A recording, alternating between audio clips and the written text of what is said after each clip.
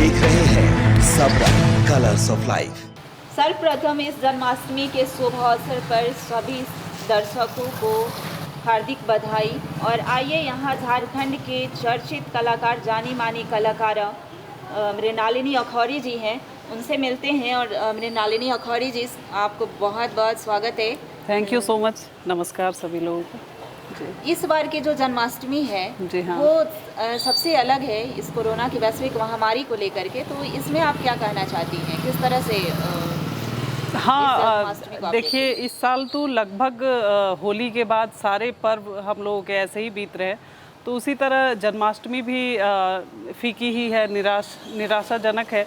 लेकिन सभी एक उम्मीद लगाए हुए हैं और भगवान के दरबार में यही आस लेके जा रहे हैं कि जितने जल्दी हो सके कोरोना से हमें मुक्ति मिल जाए और पूरे देशवासी अगले साल हम लोग पूरे उत्साह और ऊर्जा के साथ सभी त्योहारों को मनाएं। तो बस यही है कि सभी लोग यही चाह रहे हैं कि बस जान बची रहे, स्वस्थ रहें, सभी लोग सकुशल रहें, तो सारे पर्व हम लोग सेलिब्रेट आगे कर सकते हैं। बस यही दुआ है ऊपर वाले से। मृणालिनी जी, आप हमारे दर्शकों को कुछ लाइंस सुनाना चाहेंगे? ज़रूर। जन्माष्टमी है तो स्वाभाविक है कि मैं श्री कृष्ण जी के कुछ भजन सुनाना चाहूँगी और आप सभी लोगों को जन्माष्टमी की ढेर सारी बधाइयाँ। एक भजन मैं सुना रही हूँ। श्री कृष्ण गोविंद हरे मुरारी, हे नाथ नारायण वासुदेवा। श्री कृष्ण गोविंद हरे मुरारी, हे नाथ नारायण वासुदेवा। पित मात स्वामी सखा हमारे, पित मात स्वामी सखा हमारे, हे नाथ नारायण वासुदेवा। श्री कृष्ण गोविंद हरे मुरारी, हे नाथ नारायण वासुदेवा। श्री कृष्ण गोविंद हरे मुरारी, हे नाथ नारायण वासुदेवा।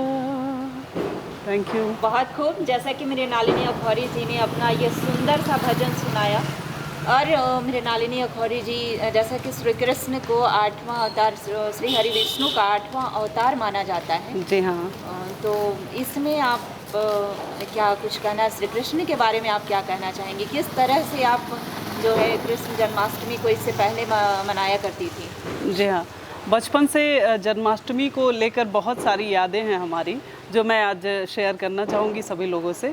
क्योंकि जब मैं छोटी थी, अभी भी घर में बच्चे लोग हैं, उन लोगों को कह रही थी कि जब हम लोग तुम जैसे छोटे छोटे थे तो तभी से हम लोग जन्माष्टमी का व्रत रखते थे और काफ़ी तैयारियां होती थी, झूले लगते थे, सजाया जाता था, बिल्कुल सरस्वती पूजा की तरह हम लोग इसको मनाते थे। और रात के 12 बजे पंडित जी आते थे और पूजन समारोह होता था काफ़ी तैयारी के साथ। और रात के 2-3 बजे तक हम लोग भजन गाते रहते थे और बहुत ही भक्तिमय माहौल होता था और बहुत ही हम लोग एंजॉय करते थे। और उसके बाद फिर शाम को जो हलवा बनता है, सिंघाड़े का आटा का हलवा या पोस्ता का हलवा, ये सब भोग लगता था और हम लोग उसको 12 बजे के बाद, पूजन के बाद फिर खाते थे। तो वो सब याद है, क्योंकि अभी बस है कि वो एक रिवाज हो गया है कि हाँ 12 बजे जन्म होता है तो हम लोग वो रिवाज निभाते हैं, 12 बजे बस पूजा कर लेते हैं। लेकिन उतना जो साज सज्जा होता था वो अभी अब नहीं कर पाते, व्यस्तता भी होती है। और लेकिन है कि मन में श्रद्धा है, आज भी मैं उपवास में हूँ तो लेकिन वही है कि उत्साह की थोड़ी सी कमी है, लेकिन श्रद्धा का भाव अभी भी वही है। और जहाँ तक श्री कृष्ण जी की बात है तो हम लोग कुछ उनके बारे में कहने के लायक नहीं है, लेकिन फिर भी इतना तो कहेंगे कि जैसा मैं श्री कृष्ण भगवान के बारे में मैंने सुना है तो वो सृष्टि के रचयिता हैं। और महाभारत से लेके कहीं देखिए तो कृष्ण भगवान हर जगह वो एक महत्वपूर्ण रोल में रहे हैं वो। तो इसलिए हम सभी मानते हैं भगवान तो अलग अलग है रूप में कहे जाते हैं धरती पे, लेकिन सृष्टि के रचयिता तो एक ही हैं। बचपन की कुछ यादें जो जन्माष्टमी से जुड़ी हो। पहले बच्चों में काफ़ी उत्साह देखा जाता था जन्माष्टमी को लेकर के, काफ़ी झूले वगैरह लगते थे, ग्रामीण परिवेश में और भी बच्चे मस्ती करते थे। जी हाँ। तो आप कब से उपवास जैसा कुछ रखने लगे, या ऐसी कुछ यादें हो जो आपने दोस्तों के साथ कुछ यादगार पल हो जन्माष्टमी में, वो हाँ दर्शकों को बताना? बिल्कुल। वही मैं बता रही थी कि बचपन में जब बहुत छोटी थी मैं, तो लगभग हम लोग 10 साल की उम्र से ही हम लोगों ने ये उपवास और पूजा शुरू कर दिया था, क्योंकि माहौल घर में सभी चारों भाई बहन हम लोग काफ़ी, और अगल बगल में भी उस समय मेरे पिताजी कॉलोनी में रहते थे, गवर्नमेंट जॉब में वो थे, तो इसलिए अगल बगल के सभी लोग आ जाते थे और लगता ही नहीं था कि रात के 12 बज रहे हैं या 1 बज रहे हैं। और ख़ास याद ये है कि ऐसा माना जाता है कि जन्माष्टमी के दिन बारिश ज़ोरदार होती है और ऐसी मूसलाधार बारिश होती है कि वो दिन याद आ जाता है जो हम लोग टीवी में देखते हैं कि श्री कृष्ण भगवान का जन्म हुआ था जेल में, और कैसे वासुदेव जी उनको हाँ जमुना को पार करा के उनको लेके गए थे, और ऐसी बारिश थी कि वो खुद नहीं डूब रहे थे, लेकिन कृष्ण भगवान ने नैया पार करके वो ले गए। तो ऐसी याद है कि बारिश उस वक्त काफ़ी होती थी, जन्माष्टमी के दिन तो बिल्कुल ही होती थी।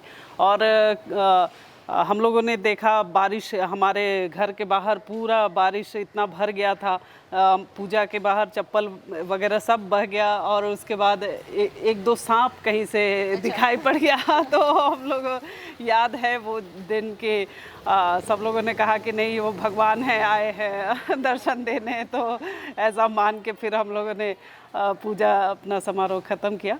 तो ये सब थोड़ी थोड़ी याद है। जी हाँ। मृणालिनी जी, आप इतनी अच्छी मीठी भजन सुनाइए, हम चाहेंगे कि आप 1-2 भजन की कुछ लाइंस जो हैं और जी सुना हाँ। दें हमारे दर्शकों। अच्छा, ज़रूर। एक भजन है काफ़ी मशहूर है कृष्ण भगवान का, वो मैं सुना रही हूँ।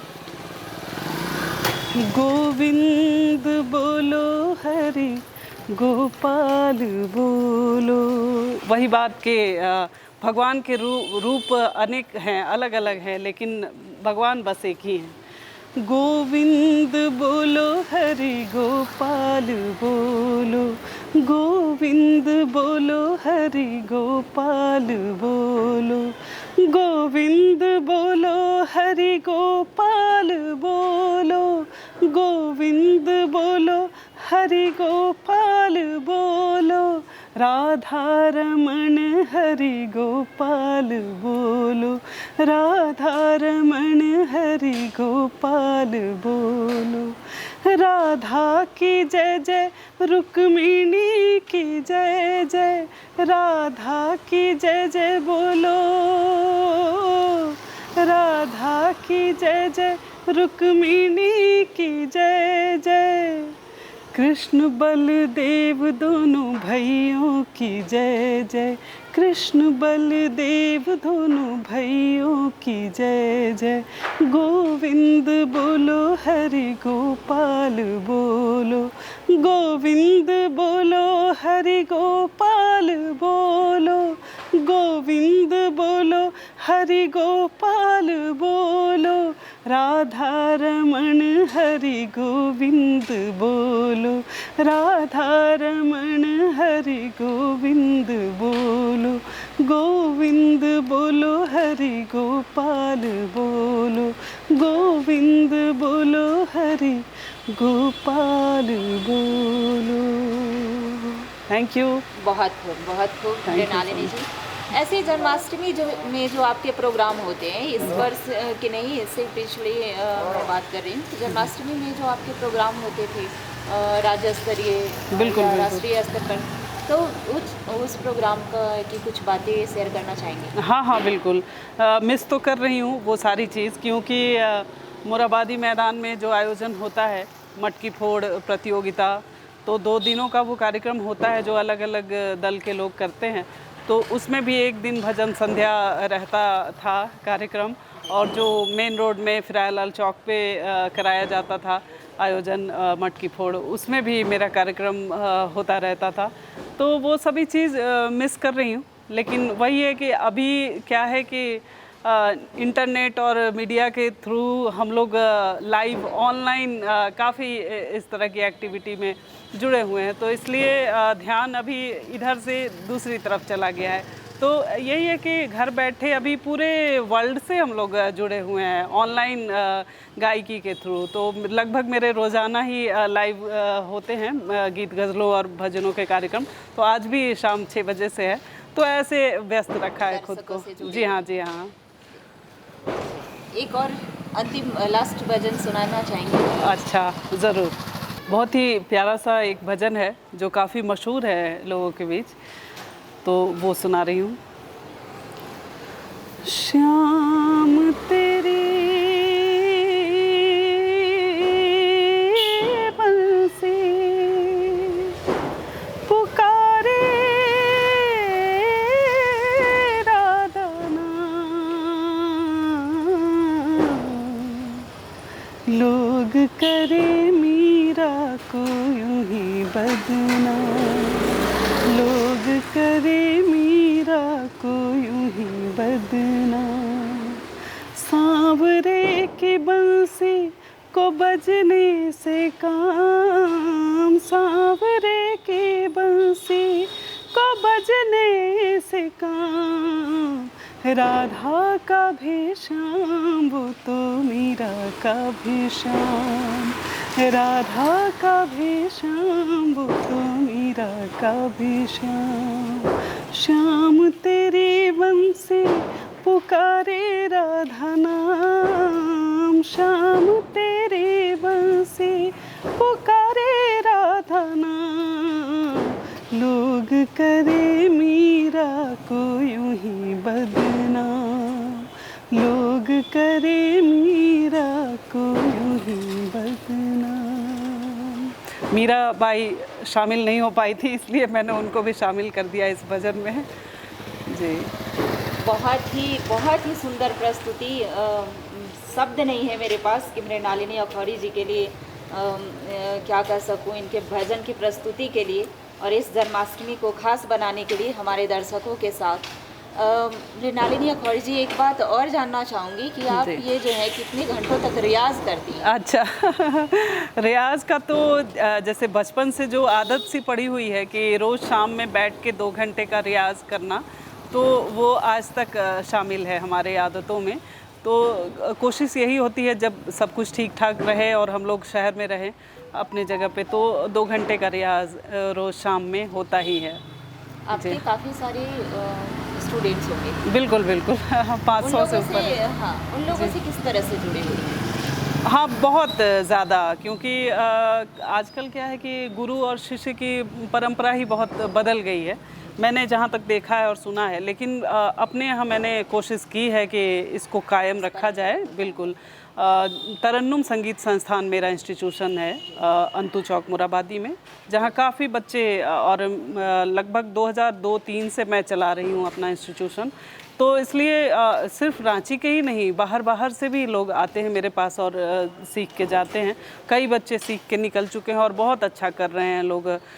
कोई प्राइवेट एल्बम निकल रही है, कार्यक्रम कर रहे हैं लोग, और कॉम्पिटिशन्स में जा रहे हैं, सफल हो रहे हैं। तो ऐसे बहुत सारे बच्चे हैं जो, तो बस कोशिश यही होती है कि संगीत सीखने के अलावा मैं उन्हें एक, जैसे स्कूल में बच्चों को शिक्षा दी जाती है अपने घर परिवार के प्रति, अपनी परंपरा के प्रति, अपने रिलेशन के प्रति, बड़ों का इज़्ज़त करना, और ये सब चीज़ संगीत में शामिल है। कि संगीत जो है सिर्फ गाना नहीं है, संगीत में अगर आप नीट एंड क्लीन बिल्कुल अंदर से बाहर तक नहीं है, तो सरस्वती फिर आपके अंदर विराजमान नहीं होती हैं। तो कोशिश यही होती है कि मैं अपने स्टूडेंट्स को सही राह पे चला सकूं। संगीत एक संस्कार भी। बिल्कुल बिल्कुल।